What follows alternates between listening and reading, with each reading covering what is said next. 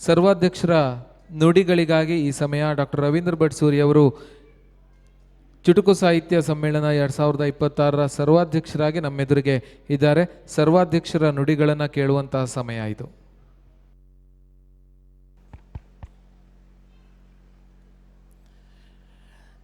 ವೇದಿಕೆ ಮೇಲೆ ಉಪಸ್ಥಿತರಿರುವಂಥ ಆತ್ಮೀಯರೇ, ವೇದಿಕೆ ಎದುರುಗಡೆ ಆಸೀನರಾಗಿರುವಂಥ ಚುಟುಕು ಸಾಹಿತ್ಯದ ಅಭಿಮಾನಿ ವರ್ಗದವರೇ, ಬೆಳಿಗ್ಗೆ ಉದ್ಘಾಟನಾ ಸಮಾರಂಭ ಮುಗಿತಾ ಇರುವ ಹಾಗೆ ನನಗನ್ನಿಸ್ತಾ ಇತ್ತು, ಸರ್ವಾಧ್ಯಕ್ಷರು ಭಾಷಣವನ್ನು ಚುಟುಕಾಗಿ ಮುಗಿಸಬೇಕಾದಂಥ ಪರಿಸ್ಥಿತಿ ಬರಬಹುದೇನೋ ಅಂತ.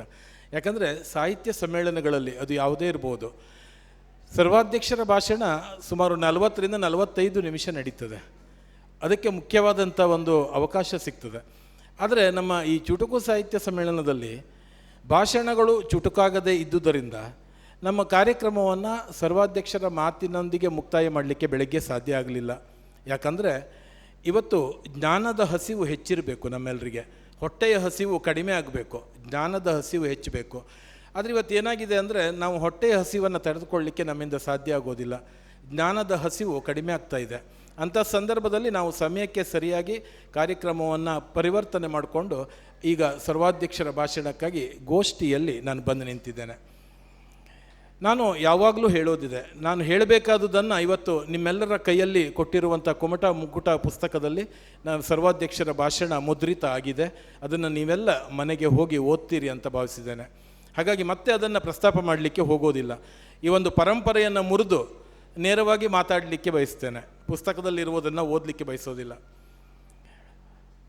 ನಾನು ಇವತ್ತೊಂದು ಸಂದರ್ಶನ, ನಿಮ್ಮ ಪತ್ರಿಕೆಗಳು ನಿಮಗೆ ಸಿಕ್ಕಿದೆ, ತತ್ವನಿಷ್ಠ ಪತ್ರಿಕೆ, ಅದರ ಹಿಂದುಗಡೆ ನನ್ನ ಸಂದರ್ಶನ ಇದೆ. ಸ್ನೇಹಿತರಾದಂಥ ಜಯದೇವ್ ಬಳಗಂಡಿಯವರು ನಿನ್ನೆ ನನ್ನ ಸಂದರ್ಶನವನ್ನು ಮಾಡಿದರು. ಅದರಲ್ಲಿ ಅವರು ನನ್ನ ಮನಸ್ಸಿನ ಒಳಗೆ ಇರುವಂಥ ಸಾಹಿತ್ಯ ಕ್ಷೇತ್ರದ ಬಗ್ಗೆ ಇರುವಂಥ ಎಲ್ಲ ಭಾವನೆಗಳನ್ನು ಹೊರಗೆ ಹಾಕುವಂಥ ಕೆಲಸವನ್ನು ತುಂಬ ಚೆನ್ನಾಗಿ ಮಾಡಿದ್ದಾರೆ. ಹಾಗಾಗಿ ನೀವು ಸಂದರ್ಶನವನ್ನು ಖಂಡಿತವಾಗಿ ಓದಲೇಬೇಕು. ಯಾಕಂದರೆ ಇಲ್ಲಿ ಸಮಯದ ಮಿತಿಯಲ್ಲಿ ನಾನು ಮಾತಾಡಬೇಕಾದ್ದರಿಂದ ಎಲ್ಲವನ್ನು ಹೇಳಲಿಕ್ಕೆ ಸಾಧ್ಯ ಆಗೋದಿಲ್ಲ. ಅಲ್ಲಿ ಎಲ್ಲವೂ ಕೂಡ ಇದೆ. ಆ ಸಂದರ್ಶನ ಮತ್ತು ಪುಸ್ತಕದಲ್ಲಿ ಪ್ರಕಟವಾದಂಥ ನನ್ನ ಭಾಷಣವನ್ನು ದಯವಿಟ್ಟು ಎಲ್ಲರೂ ಓದಬೇಕು ಅಂತ ಕೇಳ್ಕೊಳ್ತೇನೆ. ಇವತ್ತು ಸಾಹಿತ್ಯ ಸಮ್ಮೇಳನಗಳಿಗೆ ಪ್ರೇಕ್ಷಕರ ಕೊರತೆ ಆಗ್ತಾ ಇದೆ ಅನ್ನುವಂಥ ಒಂದು ಕೂಗಿದೆ. ಎಲ್ಲರೂ ಹೇಳೋದೇನು ಅಂದರೆ, ಪ್ರೇಕ್ಷಕರಲ್ಲಿ ಅಥವಾ ಜನರಲ್ಲಿ ಸಾಹಿತ್ಯಾಭಿಮಾನ ಕಡಿಮೆ ಆಗ್ತಾ ಇದೆ ಅಂತ ಹೇಳ್ತಾರೆ. ಆದರೆ ನಂದು ಅದಕ್ಕೆ ತದ್ವಿರುದ್ಧವಾದಂಥ ಅಭಿಪ್ರಾಯ. ಇದನ್ನು ನೀವು ಒಪ್ಪುತ್ತೀರೋ ಬಿಡ್ತೀರೋ ಗೊತ್ತಿಲ್ಲ. ಇವತ್ತು ಸಾಹಿತ್ಯದ ಎಡೆಗೆ ಜನರ ಆಸಕ್ತಿ ಕಡಿಮೆ ಆಗಲಿಕ್ಕೆ, ಇಂಥ ಸಾಹಿತ್ಯಿಕ ಕಾರ್ಯಕ್ರಮಗಳಲ್ಲಿ ಜನರ ಸಂಖ್ಯೆ ಕಡಿಮೆ ಆಗಲಿಕ್ಕೆ ಕಾರಣ ಜನರಲ್ಲ, ವೇದಿಕೆಯಲ್ಲಿರುವಂಥ ಗಣ್ಯರು. ಇದನ್ನು ನಾವು ಒಪ್ಪಿಕೊಳ್ಳಲೇಬೇಕು.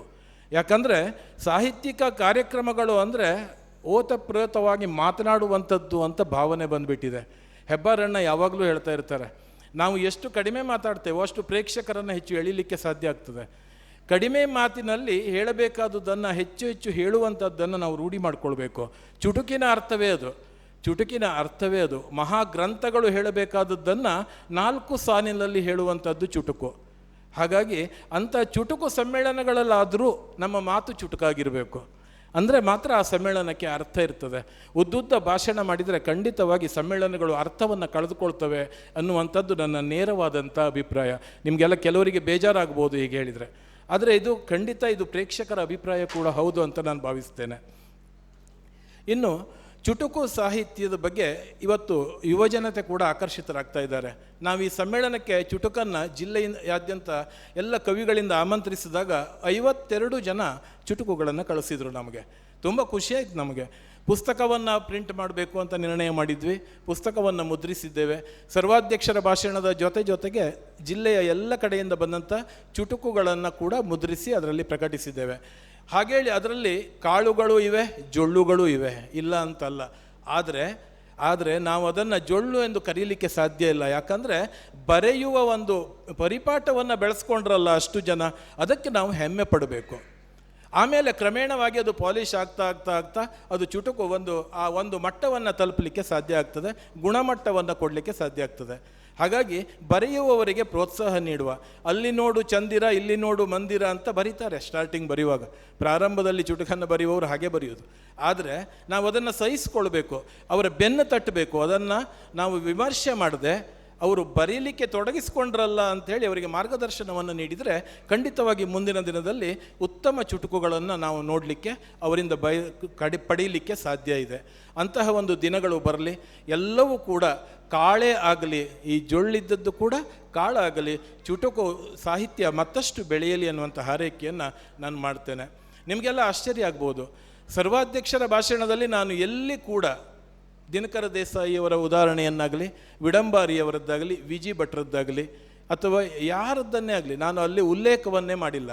ಕೆಲವರು ಹೇಳ್ಬೋದು ಯಾರ ಹಿರಿಯ ಸಾಹಿತಿಗಳ, ಹಿರಿಯ ಕವಿಗಳ ಉಲ್ಲೇಖವನ್ನು ಮಾಡದೆ ಭಾಷಣ ಬರೆದಿದ್ದಾರೆ ಅಂತ. ಆದರೆ ನನ್ನ ಮಟ್ಟಿಗೆ ನಾನು ಭಾವಿಸಿಕೊಂಡದ್ದು ಅಂದರೆ, ದಿನಕರ ದೇಸಾಯಿಯವರನ್ನು ನಾನು ಭಾಷಣದಲ್ಲಿ ಉಲ್ಲೇಖಿಸಿ ನಿಮಗೆ ಪರಿಚಯ ಮಾಡಬೇಕಾದ ಅವಶ್ಯಕತೆಯೇ ಇಲ್ಲ. ಯಾಕಂದರೆ ದಿನಕರ ದೇಸಾಯಿಯವರು ಅವರು ಅಷ್ಟು ಚುಟುಕು ಬ್ರಹ್ಮ ಅಂತ ಅನ್ನಿಸ್ಕೊಂಡವರು, ಅಷ್ಟು ಮೇಲ್ಮಟ್ಟದಲ್ಲಿದ್ದವರು. ಅವರನ್ನು ಪರಿಚಯಿಸಬೇಕಾದದ್ದು ನನ್ನ ಭಾಷಣ ಅಲ್ಲ, ಅವರ ಚುಟುಕುಗಳೇ ಅವರನ್ನು ಪರಿಚಯಿಸ್ತವೆ. ಹಾಗಾಗಿ ನೀವೆಲ್ಲ ಅದನ್ನು ಓದ್ಕೊಂಡಿದ್ದೀರಿ, ಆ ಚುಟುಕುಗಳನ್ನು. ವಿಡಂಬಾರಿಯವರನ್ನು ನೀವು ಓದ್ಕೊಂಡಿದ್ದೀರಿ, ವಿ ಜಿ ಭಟ್ರವರನ್ನು ಓದ್ಕೊಂಡಿದ್ದೀರಿ, ಎಲ್ಲರನ್ನ ಓದ್ಕೊಂಡಿದ್ದೀರಿ. ಹಾಗೆಯೇ ನಮ್ಮಲ್ಲಿ ಮುಕ್ತಕಗಳ ಮೂಲಕ ಕೂಡ ಈ ಚುಟುಕು ಸಾಹಿತ್ಯ ಅದರ ಮತ್ತೊಂದು ವಿಭಾಗ ಅದು. ಆ ಮುಕ್ತಕಗಳ ಮೂಲಕ ಕೂಡ ಅತ್ಯಂತ ಸಮರ್ಥವಾಗಿ ವಾದವನ್ನು ಮಂಡಿಸಿದವರು, ತಮ್ಮ ವಿಷಯವನ್ನು ಹೇಳಿದವರು ನಮ್ಮ ತಾಲೂಕಿನಲ್ಲೂ ಇದ್ದಾರೆ. ಗಣಪತಿ ಹೆಗಡೆ ಕೊಂಡದಕುಳಿಯವರು ಅಂತ. ಅವರು ಇವತ್ತು ಬಂದಿಲ್ಲ, ಅವರಿಗೆ ಆರೋಗ್ಯ ಸರಿ ಇಲ್ಲದೆ ಇದ್ದದ್ರಿಂದ ಅವರು ಇವತ್ತು ಬರಲಿಕ್ಕೆ ಆಗೋದಿಲ್ಲ ಅಂತ ತಿಳಿಸಿದ್ದಾರೆ. ಅವರು ತುಂಬ ಚೆನ್ನಾಗಿ ಬರೀತಾರೆ, ತುಂಬ ಚೆನ್ನಾಗಿ ಮುಕ್ತಕಗಳನ್ನು ಬರೀತಾರೆ. ನಾನು ಎಲ್ಲ ಸಾಹಿತ್ಯ ಸಮ್ಮೇಳನಗಳಲ್ಲಿ ಅವರ ಹೆಸರನ್ನು ಉಲ್ಲೇಖ ಮಾಡ್ತೇನೆ. ಯಾಕೆಂದರೆ ನನ್ನ ಕಾರ್ಯಕ್ರಮ ನಿರೂಪಣೆಗೆ ಸ್ಫೂರ್ತಿಯನ್ನು ತುಂಬಿದಂಥ ಮುಕ್ತಕಗಳು ಅವು. ಹಾಗಾಗಿ ಮರುಳ ಮನುಜನ ಎಲ್ಲ ಒಂದು ಮುಕ್ತಕಗಳನ್ನು ನಾನು ಮುಕ್ತ ಕಂಠದಿಂದ ಯಾವಾಗಲೂ ಶ್ಲಾಘಿಸ್ತೇನೆ. ಬರೆದಂತೆ ಬದುಕದಿರೆ ಬರೆದುದಕ್ಕೆ ಬೆಲೆ ಏನು, ಬರೆದು ಬರಿದರಿದು ಬದುಕದಿರೇನು ಬಂತು. ಬರೆದಂತೆ ಬದುಕಿದವರಲ್ಲಲ್ಲಿ ಕೆಲರುಂಟು, ಬರೆದುದನ್ನೇ ಬದುಕಿ ಬರೆ ಮರುಳ ಮನುಜ ಅಂತ. ನನಗೆ ಇದೆಲ್ಲ ಅವ್ರದ್ದು ತಲೆಯಲ್ಲಿ ಕುಳಿತುಕೊಂಡಿರುವಂಥ ಮುಕ್ತಕಗಳು. ಎಷ್ಟು ಚಂದ ನೋಡಿ, ಹೇಳಬೇಕಾದದ್ದನ್ನು ಆ ಶಬ್ದಗಳ ಜೊತೆ ಆಟ ಆಡ್ತಾ ಹೇಳಬೇಕಾದದ್ದನ್ನು 4 ಸಾಲಿನಲ್ಲಿ ಹೇಳಿದಂಥ ಅವರ ಮುಕ್ತಕಗಳು ತುಂಬ ಖುಷಿಯನ್ನು ಕೊಡ್ತವೆ.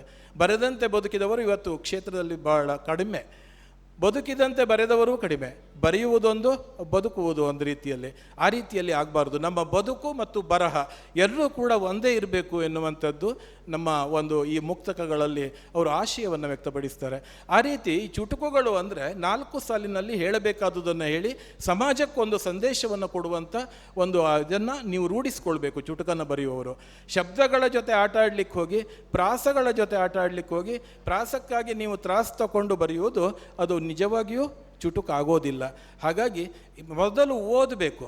ಯಾರಿಗೆ ಉತ್ತಮವಾಗಿ ಬರೀಬೇಕು ಅಂತಿದೆಯೋ ಅವರು ಮೊದಲು ಉತ್ತಮ ಓದುಗರಾಗಬೇಕು. ಯಾವಾಗಲೂ ನಾನು ಹೆಬ್ಬಾರಣ್ಣ ಹತ್ರ ಹೇಳೋದಿದೆ, ನಾವು ಯಾವಾಗ ಉತ್ತಮ ಓದುಗರಾಗ್ತೇವೋ ಆವಾಗ ಉತ್ತಮ ಬರಹಗಾರರಾಗ್ತೇವೆ ಅಂತ. ಇವತ್ತು ಓದುವ ಮನಸ್ಥಿತಿನೇ ಇಲ್ಲ. ಎಲ್ಲರೂ ಮೊಬೈಲ್ ತಿಕ್ಕುವುದರಲ್ಲೇ ವೇಳೆಯನ್ನು ಹಾಳು ಮಾಡ್ತಿದ್ದಾರೆ ಬಿಟ್ಟರೆ ಪುಸ್ತಕಗಳನ್ನು ಓದುವಂಥ ಒಂದು ಮನಸ್ಥಿತಿ ಹೋಗಿಬಿಟ್ಟಿದೆ. ಪುಸ್ತಕಗಳನ್ನು ಓದಬೇಕು. ಎಂಥ ಪುಸ್ತಕಗಳನ್ನು ಓದಬೇಕು? ಪುಸ್ತಕಗಳಲ್ಲಿ ಕೂಡ ಲೇಖಕರ ಮನಸ್ಸಿನ ಕೊಳಕು ಕೂಡ ಪುಸ್ತಕವಾಗಿ ಬರ್ತದೆ. ನೀವು ಮೊನ್ನೆ ಭಗವಾನ್ರವ್ರದ್ದು ನಾನು ವಿಶ್ಲೇಷಣೆ ಮಾಡಲಿಕ್ಕೆ ಹೋಗೋದಿಲ್ಲ, ಇದು ವೇದಿಕೆ ಅಲ್ಲ. ಅವರು ಹೇಳಿದಂಥ ಮಾತುಗಳನ್ನು ಕೇಳಿದಾಗ ಮಸ್ತಕದ ಕೊಳಕು ಪುಸ್ತಕವಾಗಿ ಹೇಗೆ ಬರ್ತದೆ ಎನ್ನುವಂಥದ್ದನ್ನು ನೋಡ್ಬೋದು. ಅಂತಹ ಪುಸ್ತಕಗಳನ್ನು ಓದಿದರೆ ನಮ್ಮ ಮಸ್ತಕ ಕೂಡ ಕೊಳಕಾಗ್ತದೆ. ಹಾಗಾಗಿ ಅಂತಹ ಪುಸ್ತಕಗಳನ್ನು ಓದದೆ ಯಾವ ಲೇಖಕರ ಮಸ್ತಕದ ಬೆಳಕು ಪುಸ್ತಕವಾಗಿ ಬಂದಿದೆಯೋ ಅಂತಹ ಪುಸ್ತಕವನ್ನು ಓದುವುದನ್ನು ನಾವು ರೂಢಿಸ್ಕೊಂಡಾಗ ನಮ್ಮ ಮಸ್ತಕದಲ್ಲಿ ಕೂಡ ಬೆಳಕು ಮೂಡ್ತದೆ ಎನ್ನುವಂಥದ್ದು ನನ್ನ ಭಾವನೆ. ಹಾಗಾಗಿ ಪುಸ್ತಕದ ಓದಿನಲ್ಲಿ ಕೂಡ ಆಯ್ಕೆ ಇರಲಿ ಎನ್ನುವಂಥ ಒಂದು ಸಂದೇಶವನ್ನು ಈ ವೇದಿಕೆಯ ಮೂಲಕ ಕೊಡಲಿಕ್ಕೆ ಬಳಸ್ತೇನೆ. ಇನ್ನು ಈ ಸಂಘಟನೆಯ ಬಗ್ಗೆ, ಈ ಸಂಘಟನೆಯನ್ನು ಮಾಡುವವರಿಗೆ ಮುಕುಂದ್ ನಾಯ್ಕರಂಥವರು ಕ್ರಿಶಾ ಚಾರಿಟಬಲ್ ಟ್ರಸ್ಟ್ನಂತಹ ಸಂಸ್ಥೆ ಸಿಕ್ಕಿದರೆ ಬಹುಶಃ ಇದಕ್ಕಿಂತ ಉತ್ತಮವಾಗಿ ಮಾಡಲಿಕ್ಕೆ ಸಾಧ್ಯ ಇದೆ. ಹಾಗಾಗಿ ನಾವು ಪ್ರತಿ ವರ್ಷ ಈಗ ಕಳೆದ 4 ವರ್ಷಗಳಿಂದ ಮಾಡ್ಕೊಂಡು ಬಂದಿದ್ದೇವೆ ಈ ಚುಟುಕು ಸಮ್ಮೇಳನವನ್ನು. 5ನೇ ಸಮ್ಮೇಳನದಲ್ಲಿ ನಾನು ಈ ಮೇಲೆ ಬಂದಿದ್ದೇನೆ. 4 ಸಮ್ಮೇಳನದವರೆಗೆ ಕೆಳಗಿದ್ದು ಇಡೀ ಚುಟುಕು ಸಮ್ಮೇಳನವನ್ನು ವ್ಯವಸ್ಥಿತವಾಗಿ ಮಾಡಲಿಕ್ಕೆ ಪ್ರಯತ್ನ ಮಾಡ್ತಾ ಇರ್ತಿದ್ದೆ ಯಾವಾಗಲೂ. ಈ ಬಾರಿ 5ನೇ ಚುಟುಕು ಸಮ್ಮೇಳನಕ್ಕೆ, ಸಾಹಿತ್ಯ ಸಮ್ಮೇಳನಕ್ಕೆ ನೀವು ಸರ್ವಾಧ್ಯಕ್ಷರಾಗಿ ಬರಬೇಕು, ಒಪ್ಪಿಕೊಳ್ಳಲೇಬೇಕು, 5ನೇ ವರ್ಷದ ಸಂಭ್ರಮ ಅಂತ ಕಟ್ಟಿಬಿದ್ದಾಗ ನಾನು ಅವರಿಗೆ ಹೇಳಿದ್ದಿಷ್ಟೇ, 12 ತಾಸುಗಳ ಅವಕಾಶ ಕೊಡಿ, ಮನೆಗೆ ಹೋಗಿ ಮಡದಿ ಹತ್ರ ವಿಚಾರ ಮಾಡಿ ಅವರು ಏನು ಹೇಳ್ತಾರೆ ಕೇಳಿಕೊಂಡು ಒಪ್ಪಿಗೆಯನ್ನು ಕೊಡ್ತೇನೆ ಅಂತ ಹೇಳಿದ್ದೆ. ಆವಾಗ ನಮ್ಮ ಶ್ರೀಮತಿಯವರು ಗೀತಾ ಅವರ ಹತ್ರ ಕೇಳಿದಾಗ ಅವರು ಪ್ರೀತಿಯಿಂದ ಕರೀತಾ ಇದ್ದಾರೆ, ನೀವು ಒಪ್ಕೊಳ್ಳಿ, ಅವರ ಜೊತೆಗೆ ಇದ್ದವರಲ್ಲವ ಅಂತ ಹೇಳಿದಾಗ ಒಪ್ಪಿಗೆಯನ್ನು ಕೊಟ್ಟಿದ್ದೇನೆ. ಬೆಳಗ್ಗೆ ಅವರು ಕೇಳಿದರು, ರಾತ್ರಿ ಅವರಿಗೆ ಒಪ್ಪಿಗೆಯನ್ನು ಕೊಟ್ಟೆ. ತುಂಬ ಖುಷಿಪಟ್ಟರು. ಹಾಗಾಗಿ ಇಲ್ಲಿ ಚುಟುಕು ಸಾಹಿತ್ಯ ಸಮ್ಮೇಳನದ ಸರ್ವಾಧ್ಯಕ್ಷನಾಗಿ ಕುಳಿತುಕೊಳ್ಳೋದು ಶ್ರೇಷ್ಠತೆ ಅಲ್ಲ, ಆದರೆ ಅಂಥವರ ಹೃದಯವನ್ನು ಗೆದ್ದು ಅವರ ಆತ್ಮೀಯತೆಯನ್ನು ಗಳಿಸ್ಕೊಳ್ಳೋದಿದೆಯಲ್ಲ ಅದು ಶ್ರೇಷ್ಠತೆ ಅಂತ ನಾನು ಭಾವಿಸಿದ್ದೇನೆ. ಹಾಗಾಗಿ ಇದು ಕೇವಲ ಒಂದು ಸಮ್ಮೇಳನಕ್ಕೆ ಸೀಮಿತವಾದಂಥ ಇದು, ಅದು ಹಾಗಲ್ಲ, ಜೀವನ ಪರ್ಯಂತ ಇರಬೇಕಾದಂಥ ನಮ್ಮ ಜೊತೆ ಇರಬೇಕಾದಂಥ ಪ್ರೀತಿ, ವಿಶ್ವಾಸ, ನಂಬಿಕೆ ಇವುಗಳನ್ನು ಉಳಿಸ್ಕೊಳ್ಬೇಕಾದದ್ದು ತುಂಬ ಅಗತ್ಯ. ಆ ನಿಟ್ಟಿನಲ್ಲಿ ನನಗೆ ಒಳ್ಳೆಯ ಸ್ನೇಹಿತರ ಬಳಗ ಸಿಕ್ಕಿದೆ. ಗಣಪತಿ ಅಡಿಗುಂಡಿ ಇರ್ಬೋದು, ಉದಯ ಮಡಿವಾಳ್ ಇರ್ಬೋದು, ಮುಕುಂದ ನಾಯ್ಕರು ಇರ್ಬೋದು. ಮುಕುಂದ ನಾಯ್ಕರವರು ಹೇಳಿದ್ದು ಅದೇ, ಸೂರ್ಯ ಭಟ್ರವರೇ ನಿಮ್ಮ ಅಧ್ಯಕ್ಷತೆಯಲ್ಲಿ ಸಮ್ಮೇಳನ ನಡೀತದೆ ಅಂತಂದರೆ ಇಡೀ ಸಮ್ಮೇಳನದ ಖರ್ಚನ್ನು ನಾನು ನೋಡ್ಕೊಳ್ತೇನೆ ಅಂತ. ಅಂದರೆ ಎಂಥ ಅಭಿಮಾನ ಇರ್ಬೋದು ಅವರಿಗೆ. ಅದನ್ನು ಆ ರೀತಿಯ ಅಭಿಮಾನಿಗಳನ್ನು, ಆ ರೀತಿಯ ಸ್ನೇಹಿತರನ್ನು ಗಳಿಸ್ಕೊಳ್ಳುವುದಕ್ಕಿಂತ ದೊಡ್ಡ ಯೋಗ ಯಾವುದೂ ಇಲ್ಲ ಎನ್ನುವಂಥದ್ದು ನನ್ನ ನಂಬಿಕೆ.